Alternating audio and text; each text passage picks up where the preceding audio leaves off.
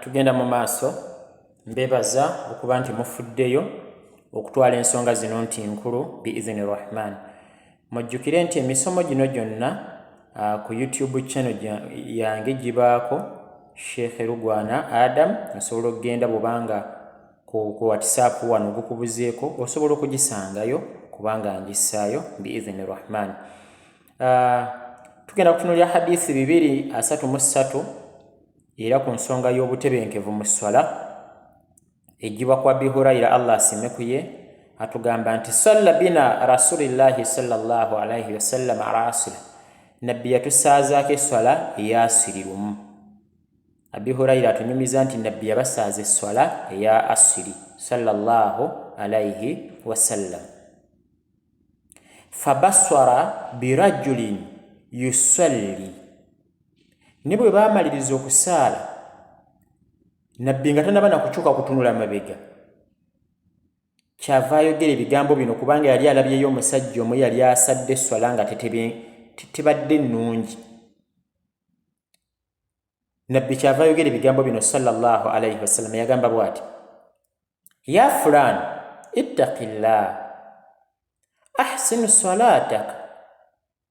Owange musiraamu, owange gundi yali amumanyi nga gyali mabega n'erinnya lyalimanyi ne teyamwatula linnya.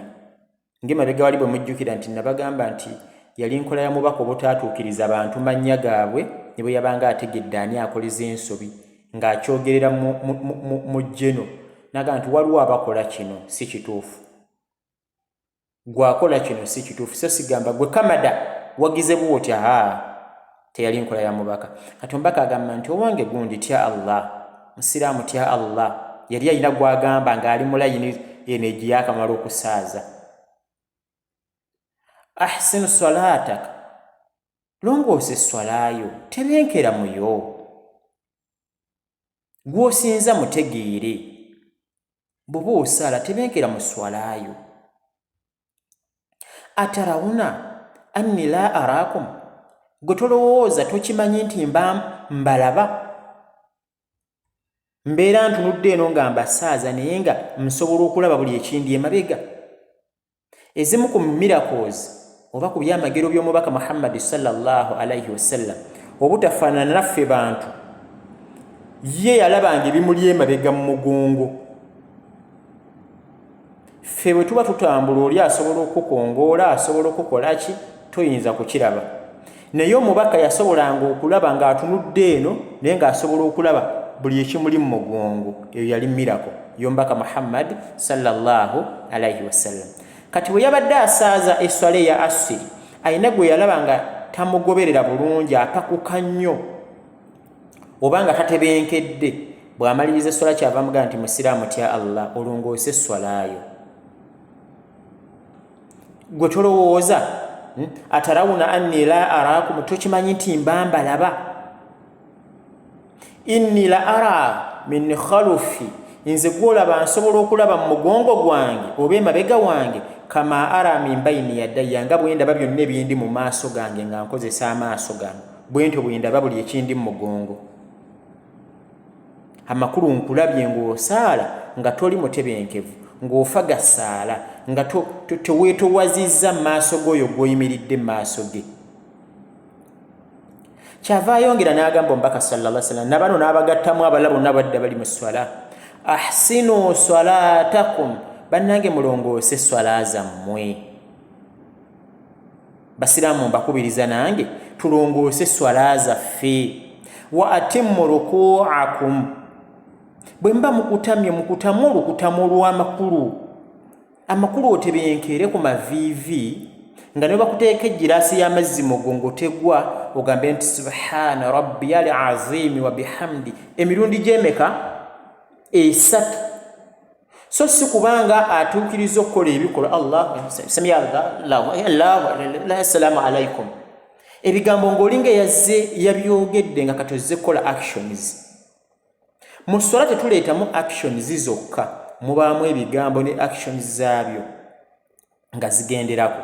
Nti bw'okola action n'okka ku maviivi olina okusoma edduwa zaawo. Naye gwe n'obeera ng'ogenze ku maviivi nga ekyamazima tosobodde tosobola kwogera bigambo ebyo mirundi 3 obanga agenda ku mavivi nga ne bw'osaaza tebannaba yadde okukuba takibira ebatwala ku mavivi gwe ng'ate ovuddeyo. Subhanallah. Wa atimmu ruku'akum, mulongoose enkutama zammwe ku mavivi. Wa sujudakum, muvunname muteeke ebyenyi ku ttaka. Wali abantu tebaagala sebo kuteeka byenyi byabwe ku ttaka, mbu bayinza okufuna sigida, ate abazungu be bakolamu bayinza obbalabanga bannalukalala. Kale n'otunuulira omusiraamu ng'oyo, ekyo mbu kiyinza omumisa visa ey'omu Amerika. Ani yagamba nti Amerika jjana? Ate Allah kaalete ku corona atupuluvingire ensi nti ezo ensi ze mbadde muwa respect ennyo, ze mbadde mutya ennyo, ze mbadde mukungiriza ennyo, nayo yaafugayo Allah, nayo yaafugayo. Kati nkakasa batono nnyo mu mmwe abaagala visa zaayo olw'ebirwadde Allah byataddeyo, olwa strikes, kati olw'eri ezibaddeyo, okutta omuddugavu okwabaddeyo n'ebifaanana bwe bityo. Naawe otunuulira obuvuyo obuli onoga nti kambeere e Uganda. Naye nsi era eriyo abanaku, era nsi ng'ensi endala. Onfuna bulungi? Kale nno kyengezaako kutegeeza kiki? Allah yaafuga buli wamu. Bw'oba omusinza tebenkera, kakkana, weetowaze. Omubiri gwo gugende n'ebigambo n'omutima gwo byonna nga biri ku Allah ng'omusinza. Ntegereka bulungi? So n'ensonga eyo ndowooza etegerekese bulungi. Engambye nti omubaka yalinga asobola okulaba abasaala emabega bwe babanga tebatebenkedde, era yasobolanga okubawabula nga bwe tulabye mu hadiisi eno bw'awabudde sallallahu alayhi wasallam. Omubaka mu hadiisi ya Abi Hurayra era yagamba sallallahu alayhi wasallam, as-salatu thalathatu athlas, essala erimu ebitundu 3. As-salatu thalathatu athlasin, essala eyawulwamu parts mmeka? 3, oba erimu ebitundutundu 3. Ekitundu ekisooka at-tuhuru thuluth, okwetukuza ng'ogenda okusaala. Okwetukuza ng'ogenda okusaala kimu kyakusatu, kukola kimu kyakusatu ku swalaayo, okufuna wuzu.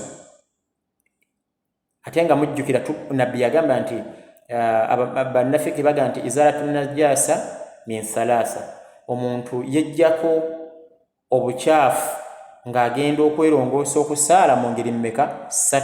Ntwetukuza mu ngeri 3. Engeri esooka minal badani, bw'oba omubiri gwo mukyafu toyina swala. Wa thawb, engoye zo bwe ziba tezirina wuzu toyina swala. Walbuq'at tuqamu fihi swala, bw'obanga ekifo ogenda okusalira tekirina wuzu toyina swala. Kati bw'oba ogenda okusaala esswala, empagi enkulu oba ekintu ekikulu ky'olina okutunuulira obuyonjo bwo. Ate obuyonjo tugambye olina okubutunuulira mu ngeri mmeka? 3. Mu ngoye zo, omubiri gwo, ne woogenda okusaalira. Ntegerekese? Nabbi kyava aga nti wa ruku'u thuluth, ate n'okukutama ku maviivi. Okukutama kuki? Ku maviivi kukola kimu kyakusatu ku swala. Paati nnene ddala ekola kimu kyakusatu ku swalaayo. Wa sujudu thuluth, n'okuvunnama ku ttaka, n'oteeka ekyenyi kyo ku ttaka ng'ovunnamye, prostration, nako kukola kimu kyakusatu ku swala. Kati njagala kugamba nti ng'emmotoka bugira nti etambulira ku mipiira 4, nti bw'eba terina mupiira ogumu ogw'emabega oba ogw'omu maaso ng'ogumu baguggyeko tetambula. Esswala erina okuba ng'ejjudde ng'erimu zino paatisi 3. Paati esooka wuzu ye erina okuba ng'eri perfect. Ng'eri perfect etya? Engoye z'oyambadde, omubiri gwo ne woosalira nga byonna biyonjo. Ekyo kimu. paati namba 2 ku swala yo okujjula olina okubanga bw'okutama ku maviivi okutama n'otebenkera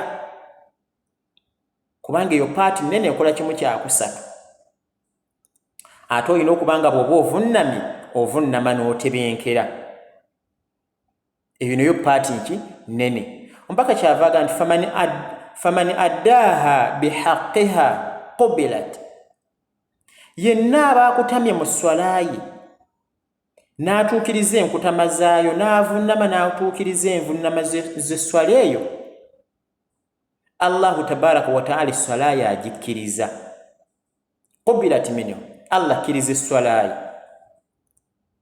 wa qubila min sairi amalihi kati ate allah nakkiriza n'emirimu emirala obwedda gy'oli mu kukola okusaddaaka kuwasaddaase okulambula abalwadde kuwalambudde byonna olwo n'abikkiriza just kutereeza swalayo mu nkutama zaayo ne mu nvunnama zaayo kyewakoze allah ate laba bwajjaakuwa n'omukisa n'emirimu emulala giwasoose okukola gyonna n'agitiikinga naga nti nagyo ngikkiriza waman ruddat alaihi naye anaazanyira mu swalaye n'abeera ng'akutama bino asaala agira alhamdulillahi rabbil alamin asaala atunula buli wantu anaasaala bw'atyo